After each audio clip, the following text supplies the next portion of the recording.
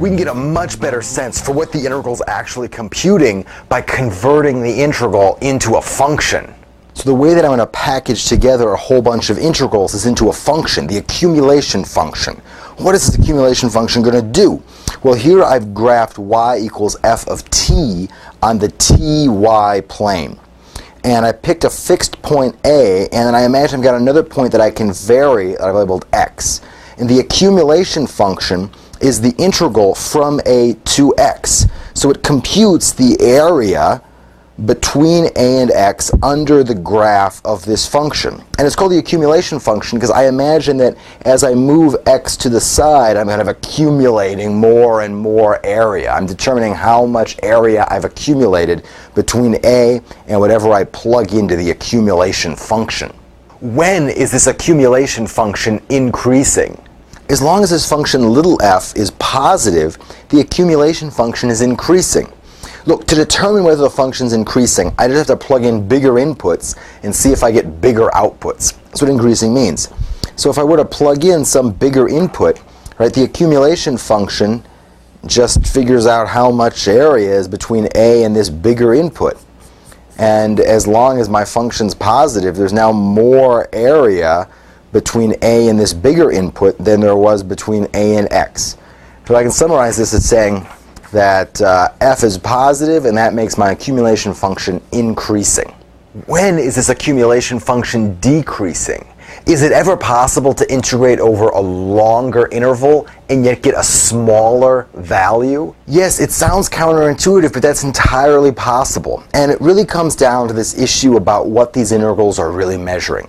The integrals are not exactly measuring area, they're measuring signed area. So here's an example where the function that I'm graphing, y equals f of t, passes below what I'm calling here the t-axis.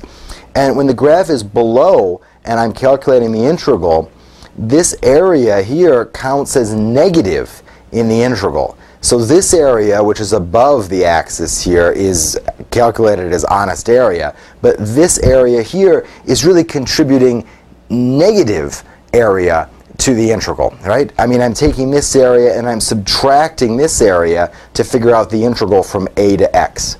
And it comes down to how this integral is defined. The integral is defined as a Riemann sum. It's the function's value evaluated at various sample points times the widths of those tiny rectangles. And if I'm evaluating the function and the function's value is negative, then that's not really an area. That's a signed area, and it could be negative.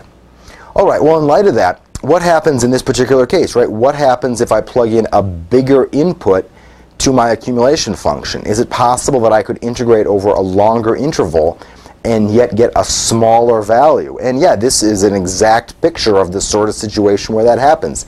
If I plug in a bigger input here, then when I integrate from A to this bigger input, I'm not only subtracting this red negative area, I'm subtracting this larger red negative area. And in that case, my accumulation function really is smaller, right? As I take x and drag it over here, I'm gathering up more negative area, and so my accumulation function is going down. And I'll summarize that like this. If the function's negative, the accumulation function is decreasing. What does this sound like? Well, what that sounds like is that the derivative of the accumulation function is related to the thing I'm integrating, the so-called integrand. Right? If I'm integrating a positive function, the accumulation function is increasing. And another way to say that the accumulation function is increasing would be to say that the derivative is positive. So integrand's positive, derivative of accumulation function is positive. The function that I'm integrating is negative, the accumulation function is decreasing. The derivative of the accumulation function is negative, integrand negative, derivative of accumulation function also negative. This is our first hint at the fundamental theorem of calculus, some sort of relationship between derivatives and integrals.